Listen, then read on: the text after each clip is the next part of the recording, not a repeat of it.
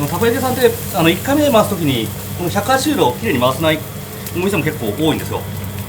はいはい、だからうちはさっき言ったようにたこ焼きのタコがやっぱ生タコなんで、これを使うことによってとろみがたこ焼きの中にうまみが出るように作ってあるんですよ。はい、なのでしっかり蓋をしてやらないと、これなんか90度を回した状態だとここから蒸発していっちゃう、タコの汁が。そうですそうです。なので、180度回す焼き方をうちはしてますね。あとはとろみ、家でたこ焼き焼くときに中のとろみが欲しいかったら豆腐を切って入れてるんですよ。へえ。キム豆腐をね切ってちっちゃいサイズにして。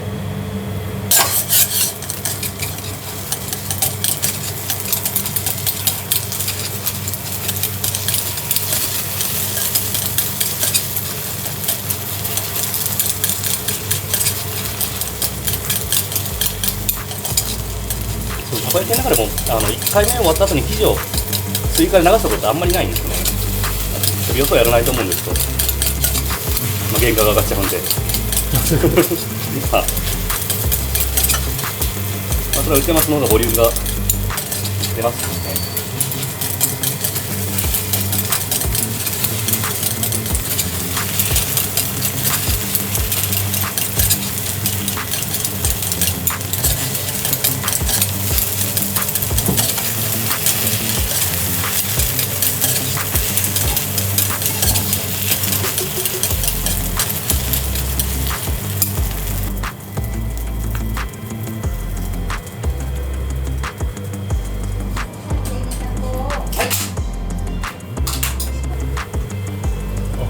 急にカレーっぽくなってみりん漬けが入る。メキシコワフラーメンっていう書いてある。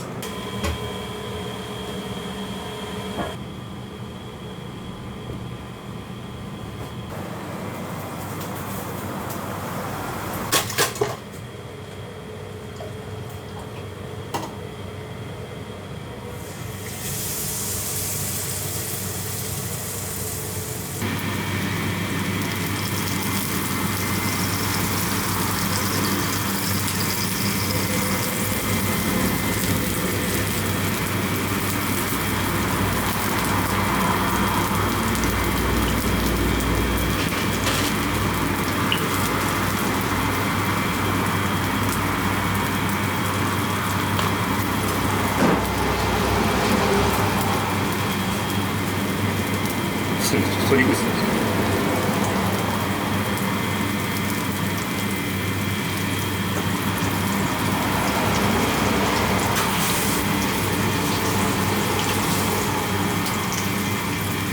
ょっと伝えてもらいたいんですけど、食材が全体的に入ってない場所があるみたいな話がやっぱすごいコメントされるんですけど、生地流した後にきれいになるようにやってるんで最後まで見てくれ。でまた映像だと光の関係で紅生姜が見えるのがあったりするじゃないですか。はい。ここに紅生姜入ってない問題とかありますけど、ね。そういやちゃんと全体に流した後になるように流しておるんで。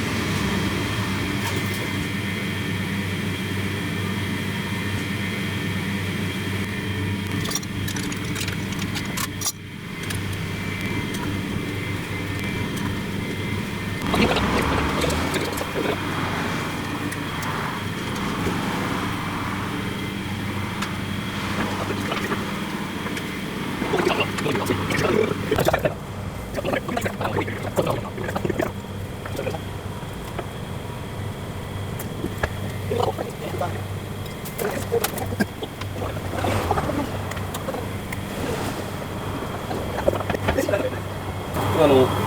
板のたこ焼きの穴がちょっとずつ膨らんできてるの分かりますか？わかりますわかります。ここに穴があるなっていうのが分かってくると回しています。これがたこ焼きをおいしく焼くとかってなった時に回らないとかはいはいはい。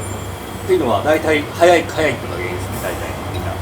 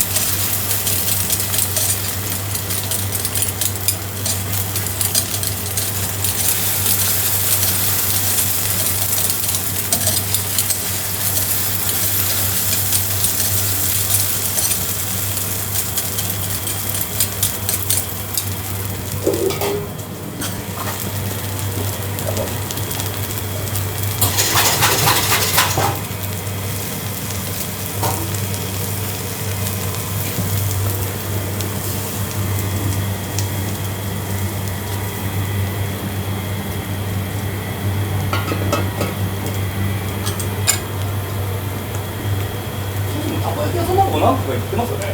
何かとかね、10店舗ぐらいかな、大阪とかってその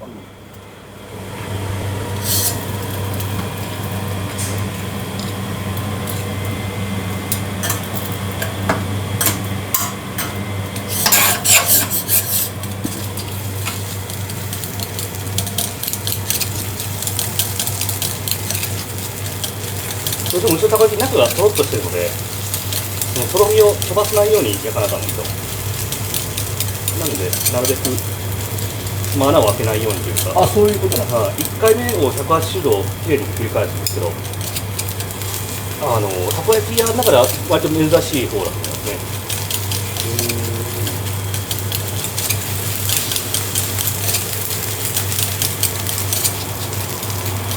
1回待っとけよって感じですね。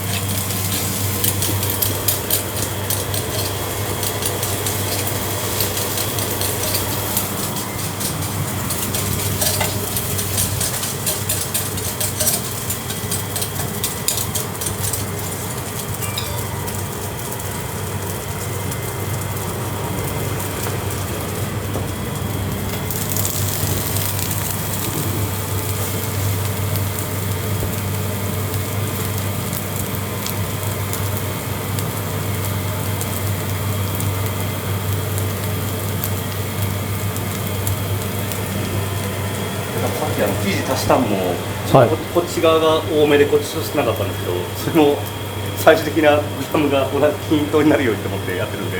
ああ、ちょっと見ながらじゃあ量か変えてるってこと。そうどうしても長くやってるとこの台自体が傾きが出ちゃうので、それ見ながら。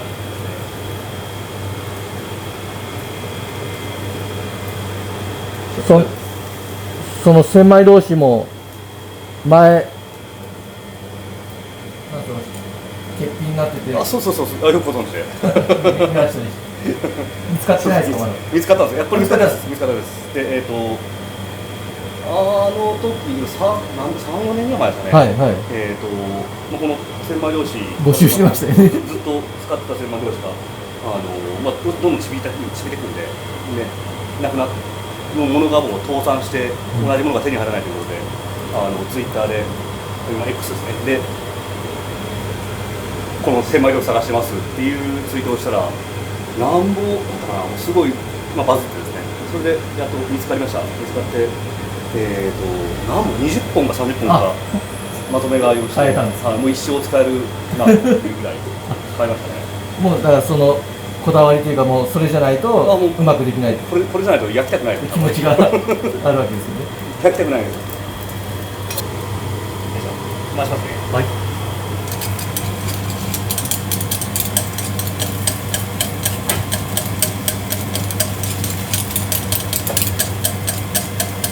基本的にたこ焼きって3回で丸くなるようにおお。やってますね。でもたこ焼きって少ない回数で丸くする方が美味しいので、そういうもんなんです。そういうもんですね。なんかその何回も回してると、たこ焼きに穴が開いちゃうんで、穴が開くとそこからその水分が蒸発してしまいやすくなるので、なのでやっぱ少ない回数で丸くするっていうのがたこ焼きはいいですね。あんま触らないと。そうですね。この2回で丸くできたら2回でも面白い。なるほど。2回で丸くできることはないですけど、その焼き目のこととか考えたら3回があるんですから。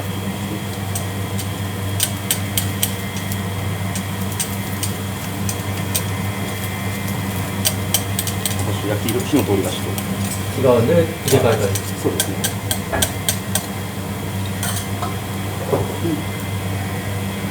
その形を整えるのが3回で丸くするっていうのが前提というか、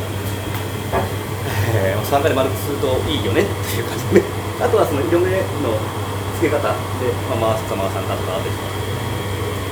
基本的には丸くするのは3回。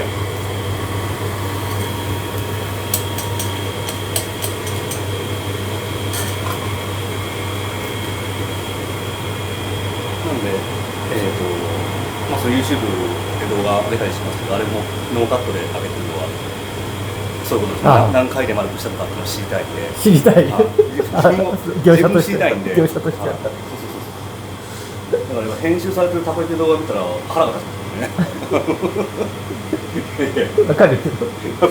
それは分かるんですよ。その長い尺が長いんで分かるんですけど、たこ焼き屋として見たいのはそういうことじゃないんだみたいな。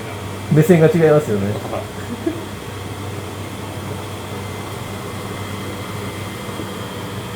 でも動画がバズったもの、そういった、ハウス料理の動画で、編集しない動画でもなかったので、プロが上げてるのがなかったのかもしれないですね。いや、プロが上げてるんですけど、やっぱ編集されてる動画そういうことですか。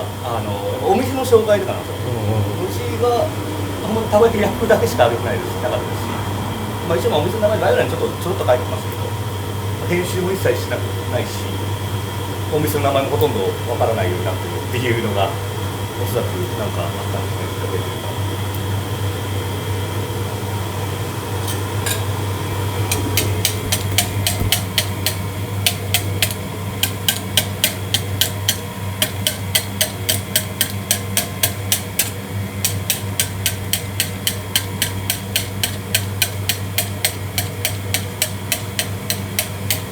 例えばよう言われるのが、これもなんかたこ焼きを刺しとるんじゃないかということです。今刺してるわけじゃない。刺してるわけじゃないけど。触ってるみたいな。いやいや、この鉄板とたこ焼きの間、この間、この辺にタコピンを入れる、これタコピン入れると回るんですよ。なんで刺して回してるわけじゃないんですよ。刺して回してました。家で焼くときは。違うんですね。これやると鉄板傷つくんでいいやつないです。そういうことか。あんまりやりすぎたら穴が開いちゃうんですけど、刺してないんですよ、これ実は。刺してないんですよ。深いですね、奥が深い。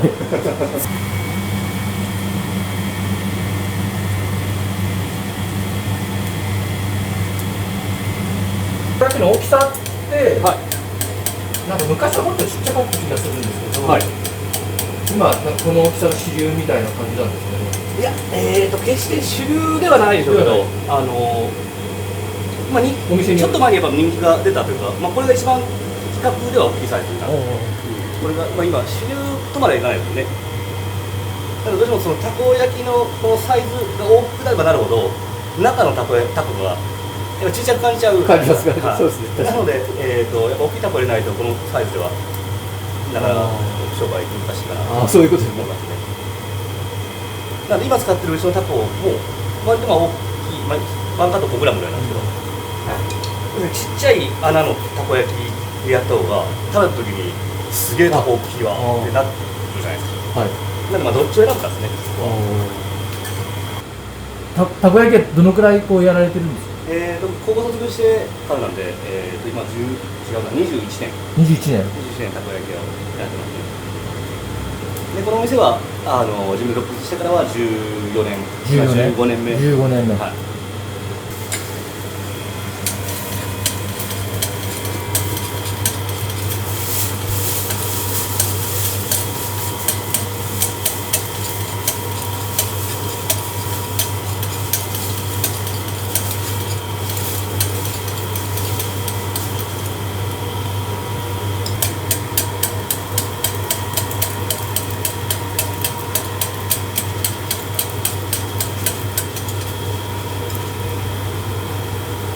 大体こう焼き上がるまで何分ぐらいかかるんですか？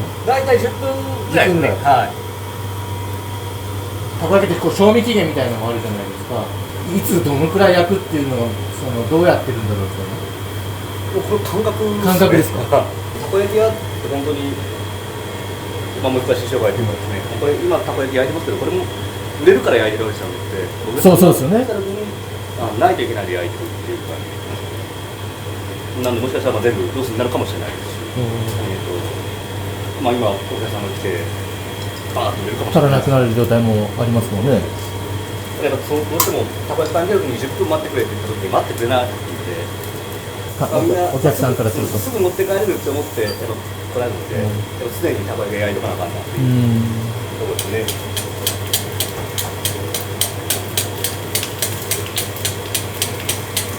そうするとそこにもちょっと書いてありましたけど、電話してくれた方が嬉しいんですかね、たこ焼き屋さん。電話してくれたら僕は嬉しいですね。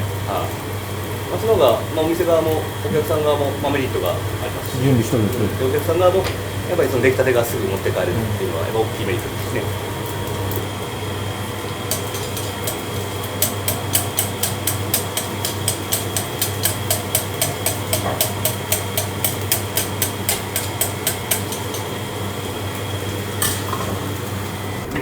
これ100円となって回してもらうと中からカプセルが出てきて、で剣が入ってます。その剣が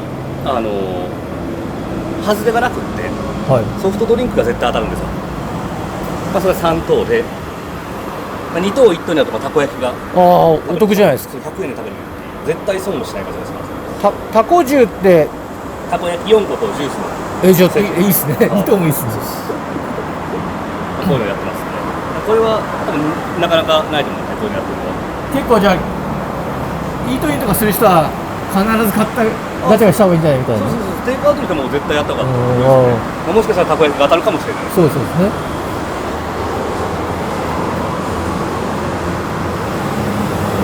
結構当たる。入ってます入ってます。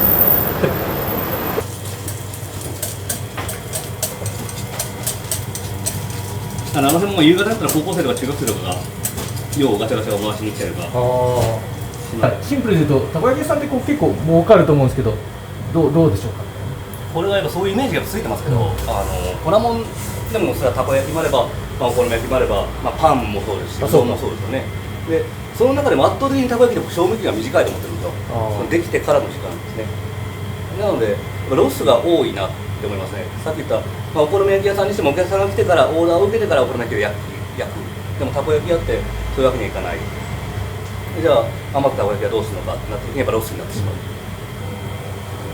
ロスが出なければ儲かるっていう感じでもロスが出ちゃうんで。あとタコの原価がすごい上がってるんですよ。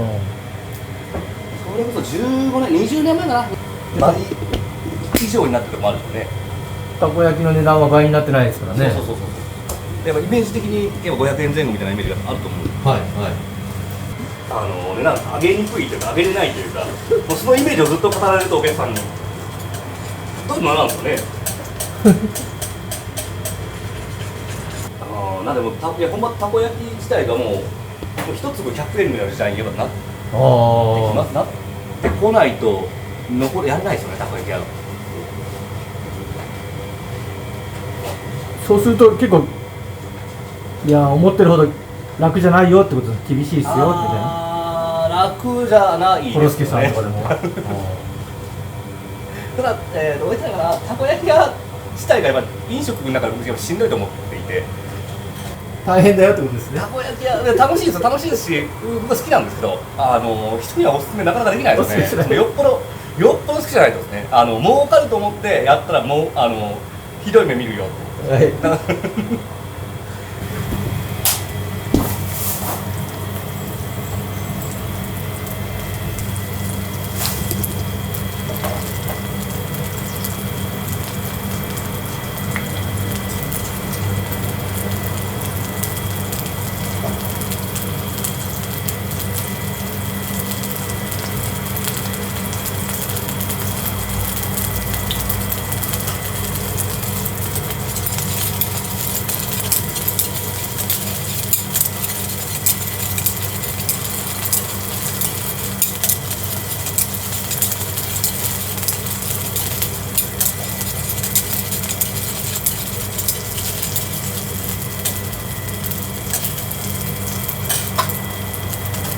わかりました。今刺してないのはわかりました。わかりました。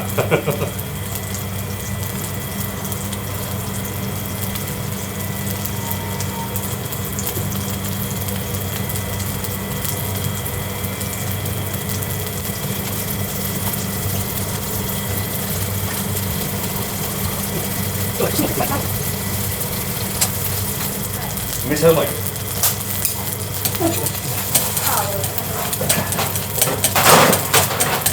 ミシュランに来てほしい。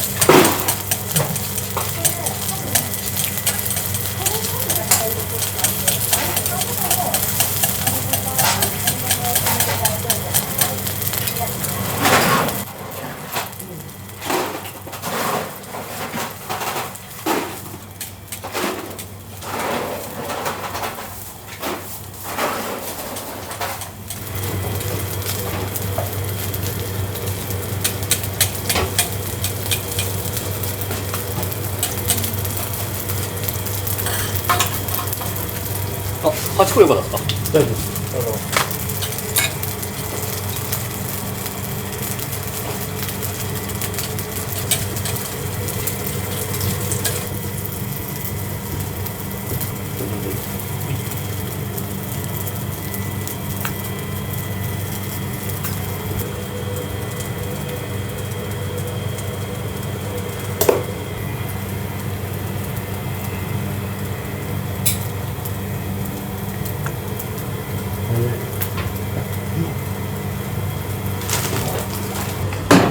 本当だ。はい。さっき辛そうだな、なんだろうなと思ってました。はい。これです。その唐辛子を漬け込んだ自家製醤油。ありがとうございます。熱いですからね。ありがとうございます。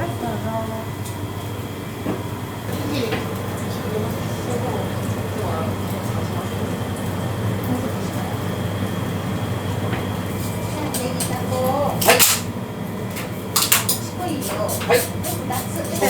はい。マヨネーズは無料ですが、お願いします。はい。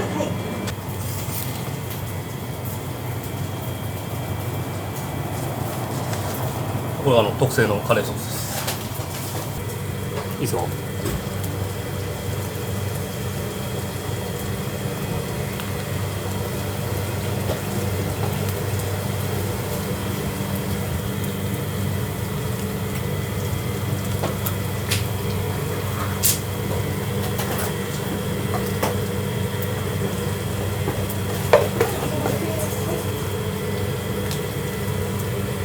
フライドオニオンですね。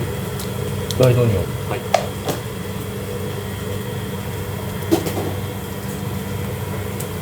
スパイス。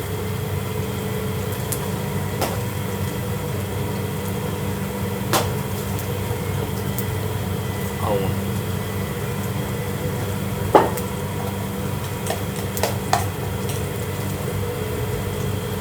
あ、急にカレーっぽくなりますね。原漬けが入ると。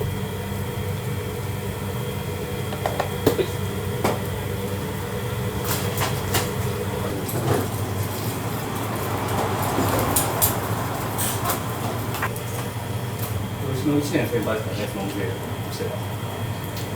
あ、じゃあそういう意味では20年やってらっしゃる。でも理由が分かった。言ってうまいもん。丁寧だしね。持ち帰るなんか駅みたいなたこ焼きセットみたいなのあるんですよ。あ、そうなんですか、今。メキシコ、ワフルラーメンっていう書いてある。あ多分うちのラーメンなかった。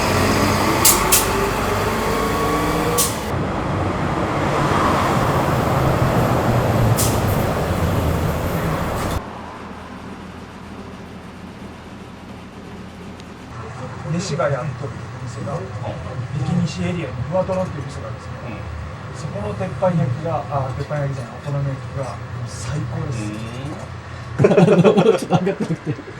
テーブルチャージを500円いただいて、はいはい、それでお店の中の駄菓子が全部食べ放題です。あ、それプラス飲んだものをいただきます。お酒は別です。はい。なので、ビールが1杯700円なんですけど、テーブルチャージ500円とビール700円で、お店に来て1杯ビールを飲んだら1200円。メールを会計でやってますね。以上。ああ、そんな感じなんですね。ありがとうございます。これを溶かしながらフォークで崩して。フォークで。カレーよりオムライスの方が売れるんですよ。2杯分で男前の安いですね。じゃあ男前のがいいですよね。男前のがお得です。多いんですよ。知らんわ。今回の感じです。今回もいいよ。今回もいいよ。なかなかにスパイスからカレーを作ってるんで。あで、牛すじカレーですね。皆さんで、お肉の塊を筋切りとかしてたじゃないですか。はい。で、そこで取れた筋とか、ちょっとお店では伊勢さんでは使えない、お肉の部位をちょっと格安ですといただいてですね。それを今こうやってカレーにさせてもらってるんですよ。なので物自体はすごくいい。やっとなんか安定して同じカレーがずっと作れると思って。違う、それはメモ取らんけない。たこ焼き屋なのにカレー美味しいってやったらすげえ嬉しい。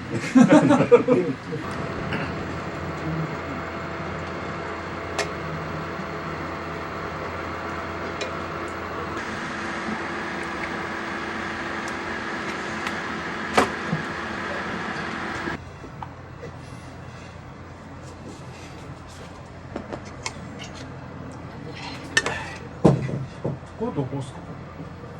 あ、これ富士山の。あ、富士山。でしんどいですね。商売として。いや、そのしんどいっていうのは別に儲かる儲からんとかの話じゃなくて、たこ焼き屋ってその3時からが忙しくなったりするのもあったりなんですよ。なので休みが取れないんですよ。でずっと立ちっぱなしで外からひたすらずっと見られてるっていう環境がすっごいストレスなんですよ。なのでやっぱり飲食の中でしんどいなと思いますよね。でたこ焼き僕焼いてる途中やったんですよ。でお客さんに食べてくださいと。あ、わかりました。ちょっと今焼いてるんでちょっと5分待ってもらえますかって言ったら、あ、じゃあまた今度にしますって帰ってくるんですよ。でたこ焼きをもう21年やってるんですよ。21年たこ焼きをやってて5分待ってもらえる料理ってなんなんやろと思ってそんなに作り置きをしたら作り置きをしたでやっぱ嫌じゃないですか。美味しくないですよね。なんかどっか違うとこから出てきたら嫌ですよね。そうそう作り置きもできないし早く出さないといけないっていうもう矛盾した料理なんですたこ焼きって。たこ焼きか。まあ言わんかっただけかもしれないですけどね。お客さんにたこ焼きくださいって言った時に。まあ、分かりましたって注文を受けて、じゃあちょっと待ってくださいねって言ったらそれだけするだけの話かもしれないですけど、うちはまあバス停の目の前なんで、まあ、ちょっとなるほどね。まあバスと乗るともたまにはないですよね。まあ、バスが何分、まあ、どのバスに乗るかも分からんのもあってですよ、ちょっと5分待ってくださいねって言ったら、あ、じゃあまた今度にしますって言われることがあるんで、そんな商売を子供に要させるんですか。